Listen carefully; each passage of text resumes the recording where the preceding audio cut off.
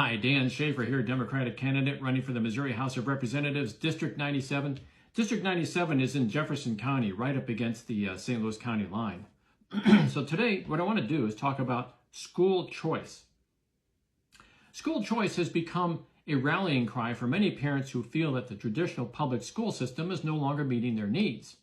And the promise of publicly funded but independently managed charter schools seems appealing, especially to those who believe in the capitalist notion that more competition and innovation will improve educational outcomes. But there's a sad irony to this whole thing that goes very much unnoticed. Parents who choose charter schools in pursuit of greater control over their children's education may indeed find themselves with less control. So how is this? Well, let's take a look at the traditional public school system, the way it's built. It's governed by school boards that are elected. Each school board member is elected, and that gives parents a direct voice in the decision-making process. If you're unhappy with the curriculum or the policies or administration of your local school, you can go ahead and attend these school board meetings. Make your voice known.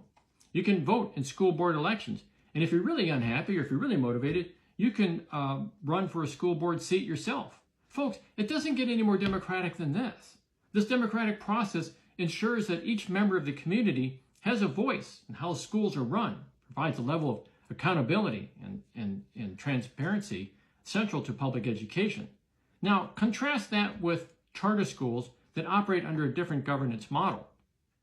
Most of these charter schools are overseen by boards of directors or trustees who are appointed. They're not elected.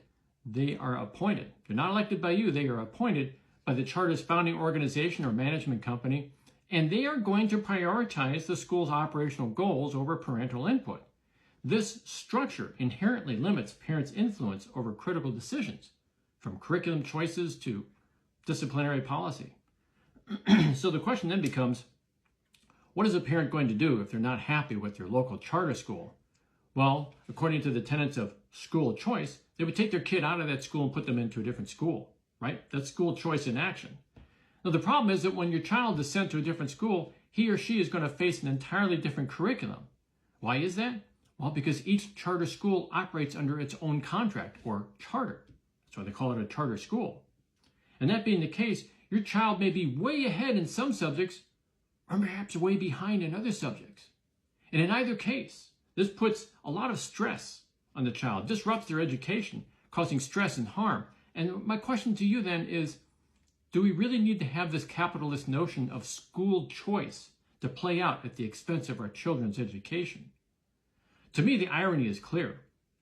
In pursuing school choice and parental rights, many parents inadvertently give up control that they seek. Charter schools promise innovation and flexibility, but these come at a high price of diminished parental influence. More importantly, they place stress and anxiety on the child, perhaps poisoning the child's long-term perspective on education. Now, let's go back in history just a little bit. This is kind of a side note, but I want to go back in history because I feel that history is repeating itself. Back in the early 19th century, schools were largely unregulated and inconsistent, with many children receiving no formal education at all, or perhaps only sporadic education in private or religious schools. This lack of standardization led to significant disparities in educational quality and access, and ultimately denied a prosperous life for the next generation. Public schools were born out of recognizing that consistent and high-quality education was the key to not only individual success, but the success of the nation overall. And indeed, once public education was rolled out and established in the mid-1800s, our nation became the most innovative and creative on the planet. So my bottom line to you is this. No matter what all the conservative talking heads say, or what the conservative think tanks will tell you, school choice is going to set our country back 200 years. Again, my name is Dan Schaefer, running for the Democratic candidate running for the Missouri House of Representatives, District 97. Thank you for your time.